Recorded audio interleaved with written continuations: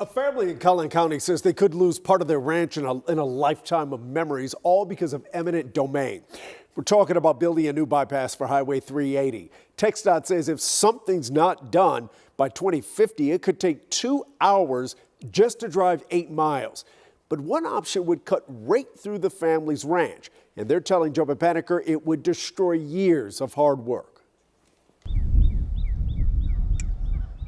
Yeah, it is beautiful up here, isn't it? Michael and Lori Swim have built something here in Collin County. A lot of blood, sweat, and tears over time. Over 12 years, a home, a ranch, a place for their children and grandchildren, and for the horses they rescue. Now, all they see is what they could lose. We've been going through this now for 5 years. Yeah. We're tired. The Texas Department of Transportation has plans to build a Highway 380 bypass. 2 of the 4 proposed options run right through their land, also called Route C. We'll take out the pole barn and the other barn and the home where my daughter and grandson live. About 8 to 10 acres, and to do that, the state will exercise eminent domain. The right of the state to take property from a private individual and convert it to a public use.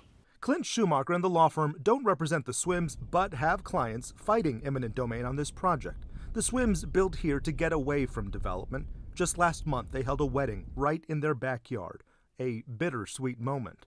My son is married here, and then we have the specter of potentially not being on the property anymore. Once the state decides a 380 bypass route, it will start negotiating just compensation with property owners. This clinical approach to valuing property is what normally leads to court. At the end of the day, fair market value doesn't necessarily give you value for those intrinsic things that have real value to you, but may not have value in the marketplace. Between commercial property, industrial, multifamily, it is single-family residential that is generally valued lowest and often least disruptive. You're getting a drink, weren't you? Right now, there are 12 horses. Every proposed route will affect someone. It's the state's job to find the route with the least impact, and public comment is a big part of that. The one that affects fewer residences, less grassland, less timberland is Route D. For the Swims, it is the giant cloud hanging over them. Yeah. Attachment. They do not want to lose what they built. In Collin County, I'm Joe Paniker.